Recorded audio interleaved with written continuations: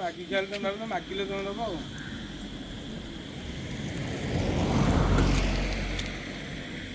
ଖାଲିଟାରେ ଗୋଟେ ଦେଇପାରିବିନି ଆମେ ମାଗିଲା ପର୍ଯ୍ୟନ୍ତ ଯିବ କଥା।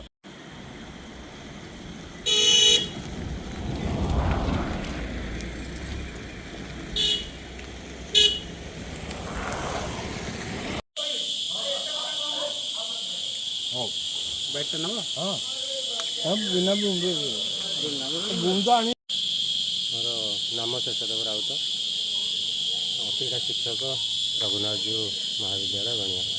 ଆଜି ଆପଣମାନେ ଏଠି ଯେଉଁ ବସିଛନ୍ତି କଲେଜ ବାହାରେ ପାଲ ପକାଇ ବସିଛନ୍ତି କାହିଁକି ବସିଛନ୍ତି ଏଠି?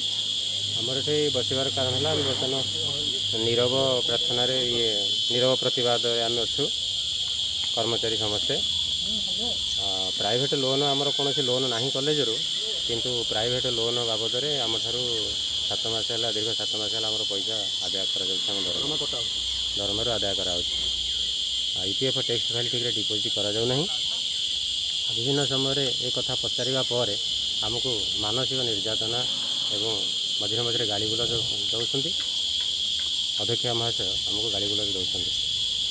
ପରୀକ୍ଷା +2 ପରୀକ୍ଷା କାର୍ଯ୍ୟରେ ଅନିୟମିତତା ରହୁଛି, ପକ୍ଷପାତିତା ରହୁଛି, ଆମର କର୍ମଚାରୀଙ୍କ ପ୍ରତି ପକ୍ଷପାତିତା ରହୁଛି।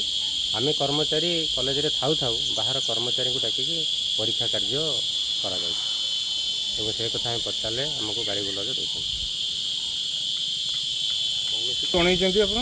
ଆମେ ଜଣେଇଛୁ, ଆମର ଡାଇରେକ୍ଟର ଜଣେଇଛୁ, ପ୍ରେସିଡେଣ୍ଟ ସବ୍ କଲେକ୍ଟରଙ୍କୁ ଜଣେଇଛୁ, ଆଉ ଆମର ଶିକ୍ଷାମନ୍ତ୍ରୀକି ଜଣେଇଛୁ, କମିଶନର କମ୍ ସେକ୍ରେଟାରୀଙ୍କୁ ମଧ୍ୟ ଜଣେଇଛୁ ଏବଂ ପ୍ରିନ୍ସିପାଲଙ୍କୁ ମଧ୍ୟ ସେ କଥା ଆମେ ଜଣେଇଛୁ ଯେ ଆମେ ନିରବ ପ୍ରତିବାଦରେ ଆମେ ଆଜି କାର୍ଯ୍ୟବନ୍ଦ ଆନ୍ଦୋଳନ କରିଅଛୁ। କେତେ ଦିନ ପର୍ଯ୍ୟନ୍ତ ଆପଣମାନେ ଏମିତି ବସିବେ ବୋଲି ଚିନ୍ତା କରୁଛନ୍ତି? ଆମର କାର୍ଯ୍ୟକୁ ବିଚାର ହେଲା ପର୍ଯ୍ୟନ୍ତ ଆମେ ବସିବା ପାଇଁ ନିଷ୍ପତ୍ତି ନେଇଛୁ। ଏଇ ଜିନିଷଟା କହୁନ ମେନ୍ଟା ଗୋଟେ ମିନିଟ୍।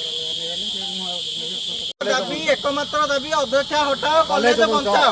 ବହୁ ହେଇଗଲା ନିର୍ଯାତନା, ଆଉ ସହ୍ୟ କରି ହେଉ ନାହିଁ। ଅଧ୍ୟକ୍ଷା ହଟାଅ ଏବଂ କଲେଜ ବଞ୍ଚାଅ।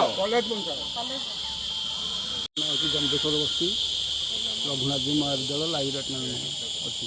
ଆଚ୍ଛା, ଏଠି ଆପଣମାନେ ଯେଉଁ ବସିଛନ୍ତି କ'ଣ କ'ଣ ଦାବି ନେଇକି ବସିଛନ୍ତି ଏଠି? ଆମେ ମୁଖ୍ୟତଃ ହେଲା ଆମେ ଦୀର୍ଘ 35 ବର୍ଷ ଏଠି ଚାକିରି କଲା ପରେ 35 ବର୍ଷ ଚାକିରି ଆମେ କଲୁଣି, କିନ୍ତୁ ମ୍ୟାଡ଼ାମ୍ 2 ବର୍ଷ ହେଲା ଚାର୍ଜ ନେଲା ଦିନ ଠାରୁ ଡେଲି କଲେଜରେ ବିଶୃଙ୍ଖଳା ଚାଲିଛି। କେଉଁ ଦିନ ବନ୍ଦ ନାହିଁ। ମାନସିକ ଭାବରେ ଆମକୁ ନିର୍ଯାତନା ଦେଇ ଦିଆଯାଉଛି।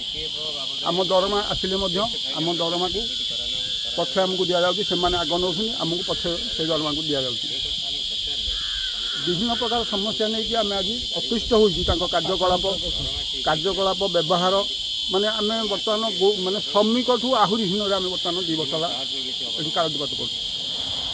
ତେଣୁ ତା ବିରୁଦ୍ଧରେ ଆମେ ଆଜି ନୀରବ ତାକୁ ବସି ପଡ଼ୁଛୁ। ମୋର ମେନ୍ ଦାବି ହେଲା ଅଧ୍ୟକ୍ଷା ହଟାଅ, କଲେଜ ବଞ୍ଚାଅ।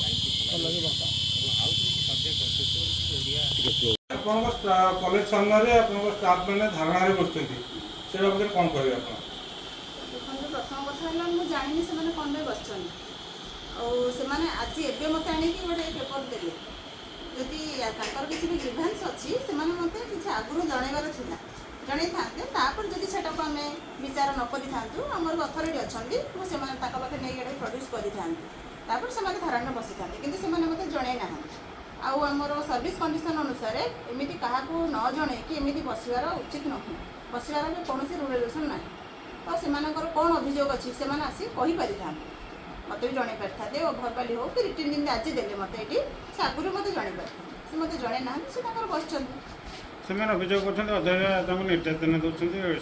ଶୁଣନ୍ତୁ ଆଜ୍ଞା, ଯେଉଁମାନେ ଆଉ ବସିଛନ୍ତି ସେମାନେ କ'ଣ କହିବେ ଅଧ୍ୟକ୍ଷା ନିର୍ଯାତନା ଦେଉନାହାନ୍ତି ବୋଲି? ସେମାନେ ନିଶ୍ଚିନ୍ତ ସେଇଟା କହିବେ ନା। ତ କେଉଁ ଟାଇପ୍ର ନିର୍ଯାତନା ଦିଆଯାଉଛି ସେମାନେ ବି ତ ସେଇଟା ଆଗକୁ ତଦନ୍ତ କଲେ ଜଣାପଡ଼ିବ। ସେମାନେ ନିର୍ଯାତିତ ହେଉଛନ୍ତି କି ସେମାନେ କଲେଜରେ କ'ଣ କରୁଛନ୍ତି, ସେଇଟା ଆପଣମାନେ ଆଗକୁ ଯେତେବେଳେ ତଦନ୍ତ ହେବ ସେତେବେଳେ ଜାଣିପାରିବେ।